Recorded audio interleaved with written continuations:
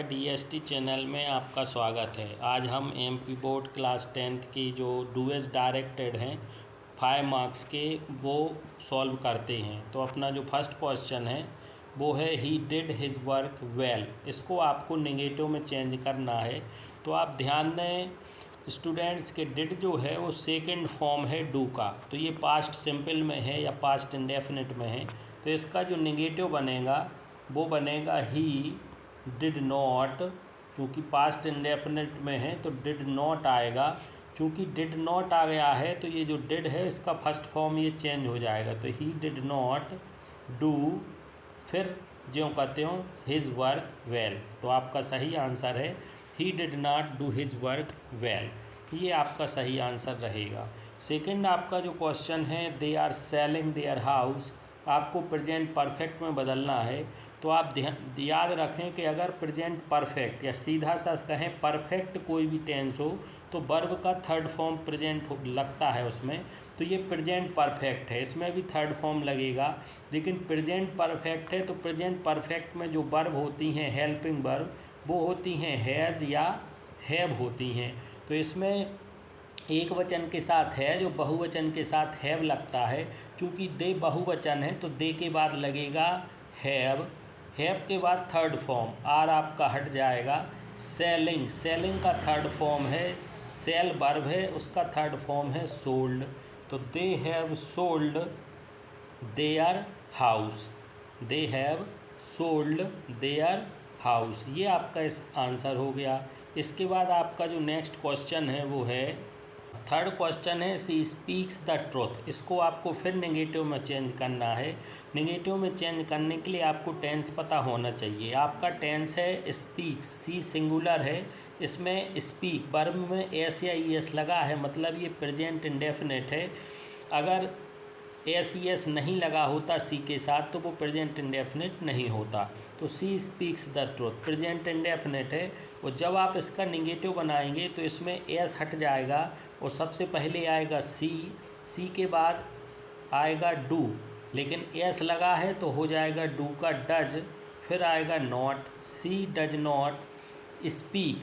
चूँकि एस यहाँ लग गया तो ये एस हट जाएगा। तो she does not speak the truth. तो ध्यान रखें स्पीक आएगा, स्पीक द ट्रुथ। आप ट्रुथ जो कहते हो आपका आंसर है she does not speak the truth.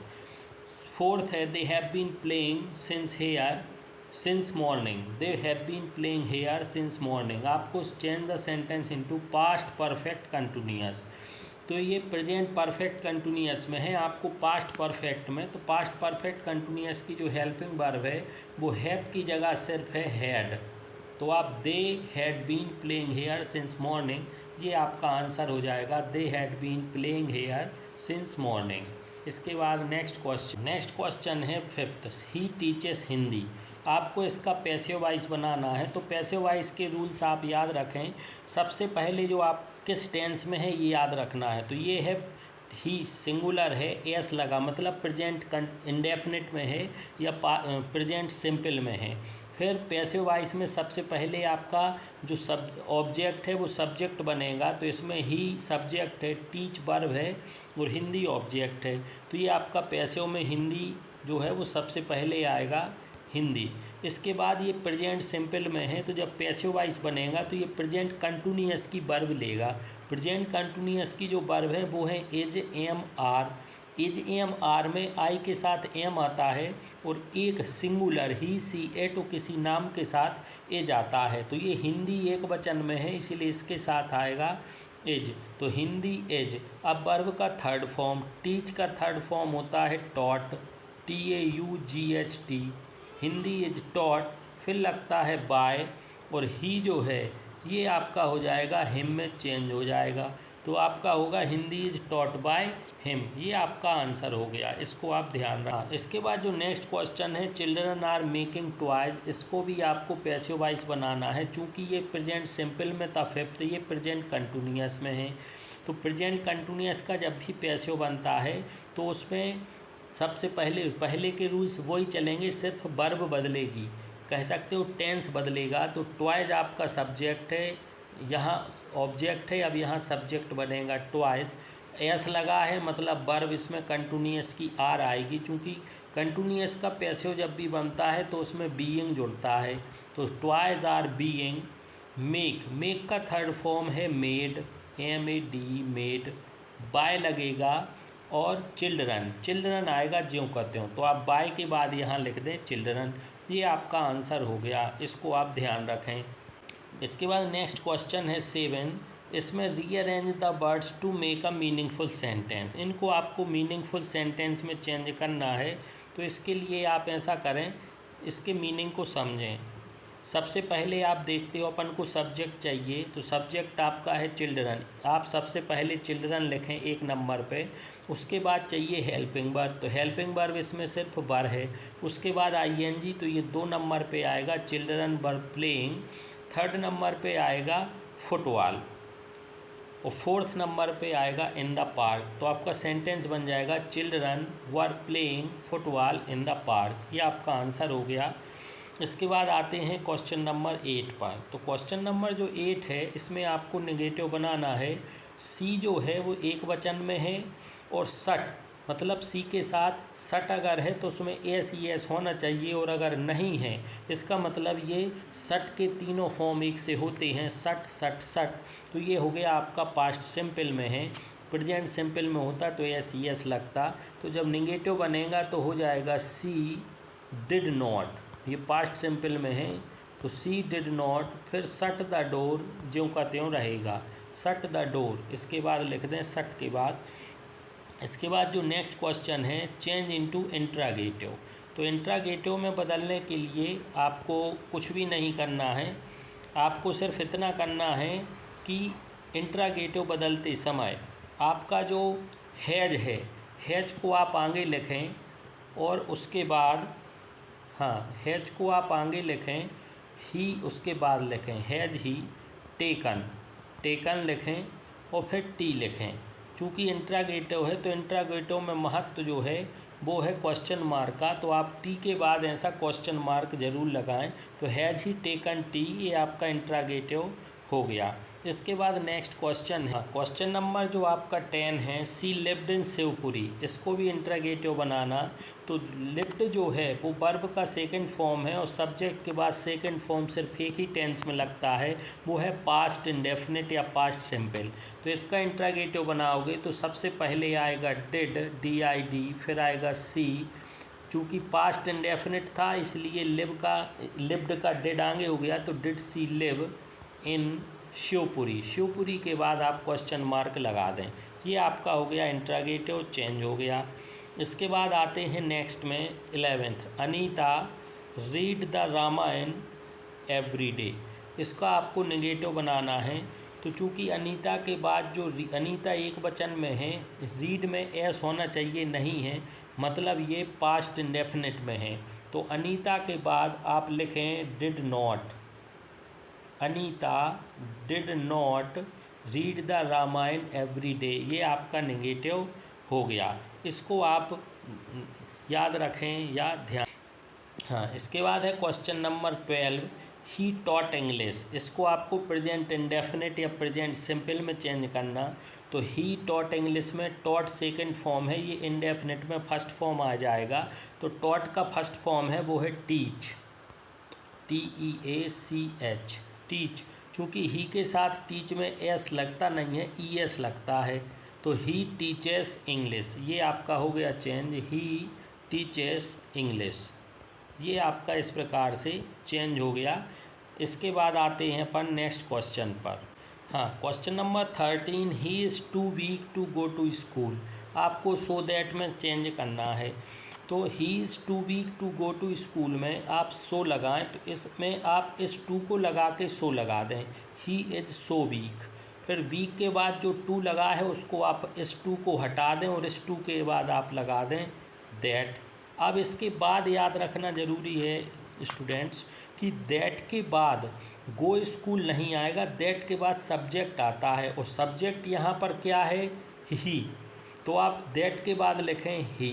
चूँकि ही जो सब्जेक्ट है वो आ गया, अब इसके साथ वर्ब चाहिए। तो हेल्पिंग वर्ब में ऐसे टेंस, ये प्रेजेंट टेंस में है इसलिए इसमें कैन आएगा। तो he is too weak that he can not, CANT, he can not या कांट, फिर आएगा गो टू स्कूल। ये आपका चेंज ऐसे होगा, ही इज़ सो वीक, वो इतना कमज़ोर है, that he can not go to school, कि वो स्कूल नहीं जा सकता। इसका आप ध्यान रखें। इसी प्रकार से आपका 14वां जो है वो भी चेंज होगा। इस टू की जगह आप सो लिखें और इस टू की जगह आप दैट लिखें। फिर दैट के बाद आप ही लिखें और ही के बाद आप फिर के कैन नॉट लिखें। कैन नॉट के बाद पे हिज फीस, ज्यों का त्यों लिख दें। ध्यान रखें, ही is so poor that he can not पे हिज फीस, वो इतना गरीब है कि अपनी फ़ीस नहीं भर सकता। सो दैट एंड टू ये ट्रांसफॉर्मेशन ऑफ सेंटेंस हैं स्टूडेंट्स, इसमें मीनिंग चेंज नहीं होना चाहिए। अगर मीनिंग चेंज होता है तो आपका आंसर गलत हो जाता है, इसका आप ध्यान रखें। इसके बाद जो क्वेश्चन नंबर 16 है, नहीं क्वेश्चन नंबर 16 नहीं 15 करना है अभी अपन को। हाँ, क्वेश्चन नंबर जो आपका 15 है वो है the boy is my friend, the boy is my friend, the boy who has won the prize, combine the sentence using who. तो ध्यान रखें आप, जो हु जो है उसका यहाँ मीनिंग निकलता है जो कि रिलेटिव क्लॉज कहलाता है। जो रिलेटिव का मतलब रिलेशन, रिश्तेदार, वो संबंध बताता है, रिलेट करता है। तो हु का प्रयोग वहीं होता है जहाँ कोई लिविंग चीज़, बॉय, गर्ल या जीवित व्यक्ति हो। तो पहला सेंटेंस है the boy is my friend, इसमें ये फुल स्टॉप लगा है, इस फुल स्टॉप को आप हटा दें। वो जो दूसरे सेंटेंस में द बॉय लिखा है, इस बॉय को हटा के आप वहाँ हु जोड़ दें। बिल्कुल सिंपल सा, the boy is my friend, ये फुल स्टॉप हटा के जब द बॉय लिखा उसकी जगह आप हु लिखें और हु के बाद who has won the price, इसको आप इस तरह जोड़ दें। इसमें ये WHO लिखा है जो मिसप्रिंट है, तो इसमें आप इस प्रकार से the boy is my friend who has won the prize, जो लड़का जो मेरा दोस्त है वही प्राइज़ जीता है, इसका मीनिंग निकलेगा। तो आपको सिंपल सा द बॉय की जगह सिर्फ हु लगाना है। इसके बाद जो नेक्स्ट सेंटेंस, हाँ नेक्स्ट है 16, the tea is too hot to drink, इसमें आपको सो दैट से जोड़ना है। तो इसमें इस टू की जगह आप सो लगाएं और इस टू की जगह आप दैट लगाएं। दैट लगाने के बाद क्योंकि अपन ने सब्जेक्ट लिखा था, यहाँ जो सब्जेक्ट टी है वो नॉन लिविंग है, इसलिए इसके लिए टी के लिए आप प्रयोग करोगे इट। वहाँ सब्जेक्ट ही था तो ही ज्यों का त्यों आ गया था, यहाँ सब्जेक्ट टी है तो इसके लिए प्रोनाउन है इट। क्योंकि वहाँ अपन ने प्रेजेंट टेंस में कैन लिखा था तो यहाँ भी कैन लिखेंगे, बस अंतर इतना है कैन नॉट वहाँ था, कैन नॉट यहाँ भी होगा, लेकिन वो लिविंग था, जीवित था ही, इसलिए वहाँ कैन नॉट था। ये जीवित नहीं है तो कैन नॉट तो रहेगा लेकिन जुड़ जाएगा be, can not be. Drink का थर्ड फॉर्म हो जाएगा drunk, DRUNK। The tea is so hot that it can't be drunk, चाय इतनी गर्म है कि पी नहीं जा सकती। चाय नॉन लिविंग है इसलिए पैसिव वॉइस बनेगा दैट के बाद, इट कांट बी ड्रंक। ये आपका हो गया क्वेश्चन नंबर। इसके बाद आते हैं 17 पर, he is not rich, he is not happy. इसमें आपको यट से जोड़ना है, तो यट का मीनिंग होता है फिर भी। आप ही इज़ नॉट रिच के बाद ये फुल स्टॉप हटा दें और इसमें बीच में यहाँ जोड़ दें यट, YET, और दूसरा सेंटेंस ज्यों का त्यों लिख दें, तो आपका आंसर हो जाएगा। Question number 18, India played well, India could not win the match. इसमें दो लगाना है, दो का मीनिंग यद्यपि होता है, तो दो आप बीच में भी लगा सकते हो यहाँ पर और स्टार्टिंग में भी लगा सकते हो। नॉर्मली इस सेंटेंस में बीच में लगेगा इंडिया प्लेड वेल, इंडिया बहुत अच्छा खेला, दो यद्यपि India could not win the match, India match जीतने में सफल नहीं हुआ। तो यहाँ आप दो बीच में लगा दें फुल स्टॉप हटाने के बाद, और दोनों सेंटेंस जुड़ जाएंगे। इसके बाद आते हैं 19 में, unless you work hard you can't pass, you want pass, you want pass, use if in place of unless. आपको इफ़ लगाना है अनलेस की जगह, तो अनलेस की जगह आप इफ़ लगाएं। इफ़ का मीनिंग होता है यदि और अनलेस का मीनिंग होता है इफ़ नॉट।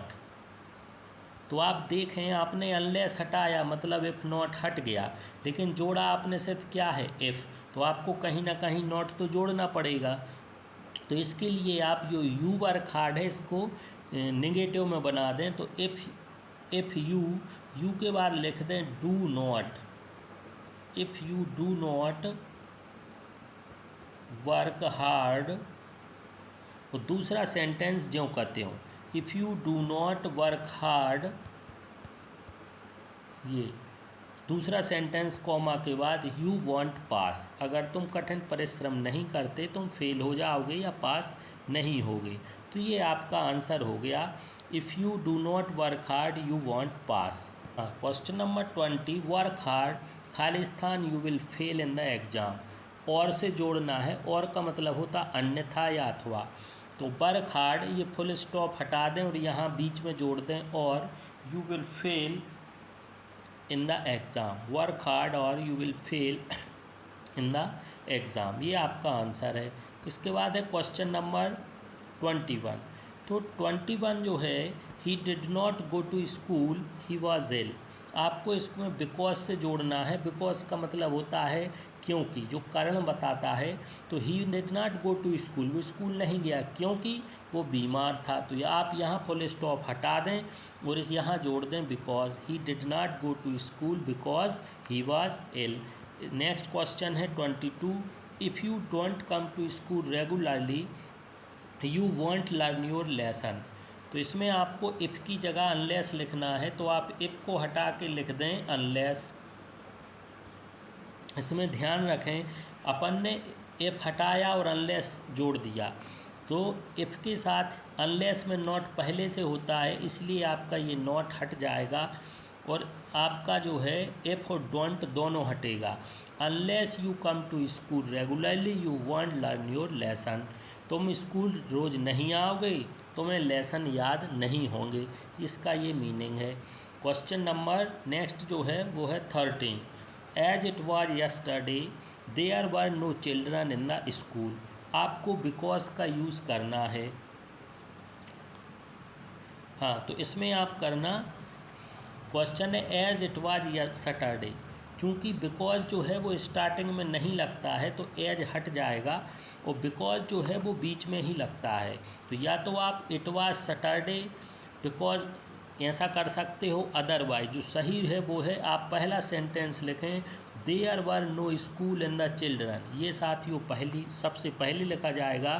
फिर आप लिखें बिकॉज और बिकॉज के बाद लिख दें at it was Saturday, because it was Saturday. There were no children, school में कोई बच्चे नहीं हैं क्योंकि इट वाज सैटरडे, क्योंकि उस दिन रविवार था। इस प्रकार से जुड़ेगा। नेक्स्ट है we shall go for picnic this year. इसमें आपको फ्यूचर कंटिन्यूअस में जोड़ना है। फ्यूचर कंटिन्यूअस की वर्ब हैं विल बी और शैल बी। तो वी के साथ शैल बी आता है तो शैल लिखा ही है। आपको वी के बाद इतना बस लिखना है वी शैल बी, और गो जो है गो के बाद गो में आईएनजी जुड़ जाएगी।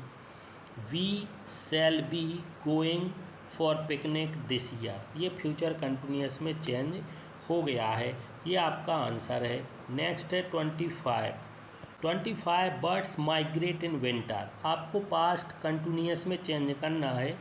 तो पास्ट कंटिन्यूअस में चेंज करने के लिए आपको पास्ट कंटिन्यूअस की हेल्पिंग वर्ब वाज या वर पता होना चाहिए। और वाज और वर WAS वाज एंड WERE वर, ये होना चाहिए पता। और बाज और जो वर हैं तो एक वचन के साथ बाज और बहुवचन के साथ वर लगता है। क्योंकि बर्ड्स यहाँ बहुवचन है तो बर्ड्स के बाद आप लिखें words were.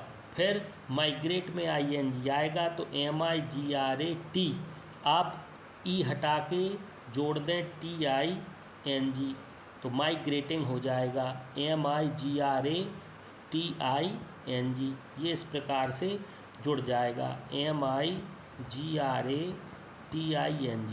Migrating in winter. तो birds were migrating in winter, ये आपका आंसर हो जाएगा। नेक्स्ट है जिम विल टेक कॉफ़ी। आपको प्रेजेंट परफेक्ट में बदलना है। Jim will take coffee present perfect में आप बदलेंगे तो प्रेजेंट परफेक्ट की जो हेल्पिंग वर्ब है वो है हैव। तो विल की जगह आ जाएगा जिम, जिम ज्यों का त्यों रहेगा जिम। चूँकि हैज और हैव आता है जिम एक व्यक्ति है तो हैज आएगा। जिम हैज टेक का third form taken, gym has taken और कॉफ़ी, ये ज्यों का त्यों आएगा। तो आप ध्यान दें, जिम के बाद आप हैज लगाएं, हैज के बाद आप टेकन लगाएं, TAKEN, और टेकन के बाद कॉफ़ी लिख दें। ये आपका आंसर हो गया। नेक्स्ट क्वेश्चन नंबर जो आपका 31 है वो सिंपल सा है, सी स्पीक्स द ट्रुथ। इसमें आपको नेगेटिव बनाना है। तो स्पीक्स में एस लिखा है, मतलब प्रेजेंट सिंपल है, इंडेफिनिट है। तो सी ज्यों का त्यों लिखें, स्पीक का एस हटा दें, सी के बाद लिखें सी, फिर लिखें डज नॉट के बाद एस हट गया, स्पीक द ट्रुथ, ये आपका हो गया नेगेटिव। इसके बाद आते हैं नेक्स्ट नंबर 32 जो है वो है आपको सेंटेंस जो है पास्ट परफेक्ट कंटिन्यूअस में चेंज करना है, ये प्रेजेंट परफेक्ट कंटिन्यूअस में। तो पास्ट परफेक्ट कंटिन्यूअस में इस हैव की जगह सिर्फ हैड होगा, they had been playing here since morning, ये आपका आंसर हो जाएगा। हैव की जगह सिर्फ हैड। 33 क्वेश्चन जो है, he is to go school, इसको आपको सो दैट में बदलना है। तो टू एंड टू से सो दैट में आपको थोड़ा कठिन है, तो आप इस टू की जगह सो लगाएं और इस टू की जगह दैट लगाएं। He is so ill that, subject आपका क्या है, he, can not, present tense है, कैन नॉट आया क्योंकि यहाँ एज है, बाज होता तो कुड नॉट आता, can not, he can not, फिर आ जाएगा गो टू स्कूल, ये आपका चेंज हो गया आंसर। इसके बाद नेक्स्ट है, I am ill, I am not going to school, simple सा है, आप इस यहाँ पर फुल स्टॉप हटा दें और वहाँ सो लिख दें, I am so ill so I am not going to school, इस सो का मीनिंग होता है बिकॉज। इसके बाद आते हैं नेक्स्ट क्वेश्चंस पे अपन।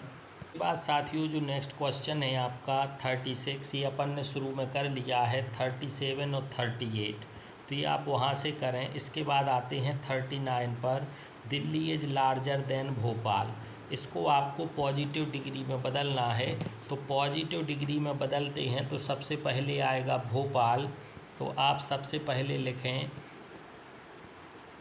पहले आप लिखें भोपाल, फिर आएगा इज, तो भोपाल इज, फिर आएगा सो, क्वेश्चन है Delhi is larger than Bhopal, Delhi Bhopal से बड़ी है, ये कंपैरिजन है, देन लगा है, इस देन को हटाना है और अपन को बताना है कि दिल्ली बड़ी है भोपाल छोटा है। तो अपन लिखेंगे इसकी जो कंपैरेटिव डिग्री बनेगी, ये पॉजिटिव डिग्री, तो अपन बनाएंगे भोपाल इज, इज के बाद आएगा not, Bhopal is not so large, LARGE large, as AS Delhi, Bhopal is not so large as Delhi, meaning है भोपाल इतना लार्ज बड़ा नहीं है जितनी कि दिल्ली, ये आपका आंसर हो गया।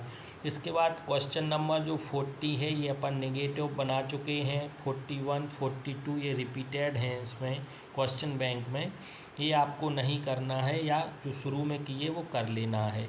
इसके बाद जो क्वेश्चंस हैं ये अपन सब कर चुके हैं, तो ये आप कर लें। इसके बाद है 49, Hindi is not so difficult as English, इसको आपको कंपेरेटिव बनाना है, ये आपकी सुपरलेटिव है। तो Hindi is not so difficult as English, Hindi अंग्रेजी जितनी कठिन नहीं है, तो अपन को कंपेरेटिव बनाएंगे तो अपन क्या लिखेंगे, सबसे पहले इंग्लिश, फिर लिखेंगे इज, इंग्लिश इज, फिर कंपेरेटिव में मोर, फिर लिखेंगे difficult, English is more difficult, English is more difficult, हाँ इस प्रकार से ये English is more difficult than, English is more difficult than Hindi, इस प्रकार से ये आपका बन जाएगा। नंबर 49 है, Hindi is not as so difficult as English, तो आप बनाएं इंग्लिश इज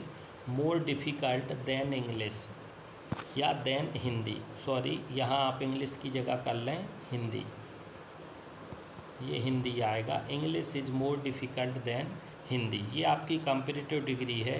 लास्ट क्वेश्चन जो आपका है वो है 50 ही टॉट इंग्लिश। इसको आपको प्रेजेंट इंडेफिनिट या प्रेजेंट सिंपल में बनाना है। तो प्रेजेंट इंडेफिनिट और प्रेजेंट सिंपल में सब्जेक्ट के बाद वर्ब का फर्स्ट फॉर्म, तो टॉट का फर्स्ट फॉर्म है टीच, चूँकि एस इसमें नहीं लगता तो लगेगा ES। ही टीचर्स इंग्लिश, ज्यों का त्यों हो जाएगा, ये आपका चेंज हो गया, ही टीचर्स इंग्लिश। तो ये आपके जो हैं सभी क्वेश्चंस हो गए हैं क्वेश्चन बैंक के लगभग 50। इन्हीं में से 5 आपको एग्ज़ाम में आएंगे। आप बार बार रिवाइज़ करें, जो भी डिफ़िकल्टी हो या आपको प्रॉब्लम हो आप कमेंट करें, लाइक करें, चैनल को सब्सक्राइब करें। धन्यवाद।